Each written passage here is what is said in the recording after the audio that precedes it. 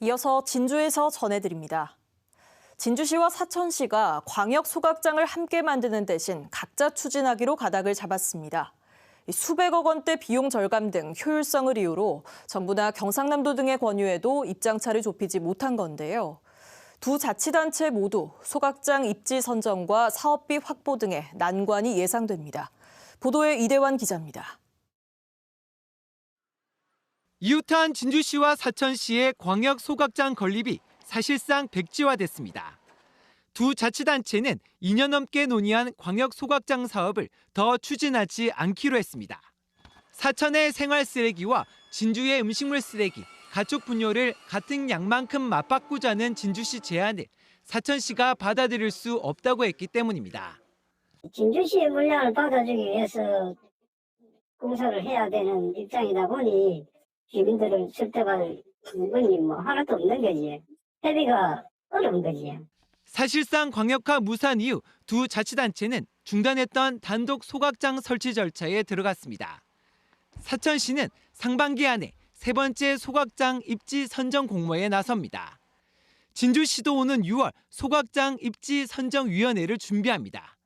이를 통해 두 도시 모두 가연성 폐기물 매립 금지 전인 2029년까지 소각장 설치를 마무리한다는 계획입니다. 아마 1년 정도 유예 기간을 있기 때문에 저희들도 한 1년 정도는 유예가 될 것으로 좀 판단을 하고 저희들도 2030년까지는 준공을 할 수 있도록 그렇게 계획을 잡고 있습니다. 하지만 넘어야 할 산이 많습니다. 현재 소각장 예정지 인근 주민 반발에 부딪힌 진주시는 물론 사천시도 두 번에 걸쳐 입지 선정에 실패한 경험이 있습니다.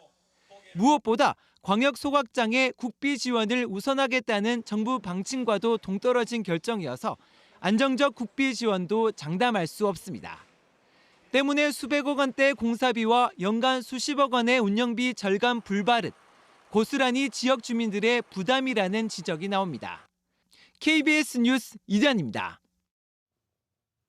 진주시가 오는 5월 진주에서 개최되는 64회 경남도민 체육대회를 앞두고 오늘 공식 누리집을 열었습니다.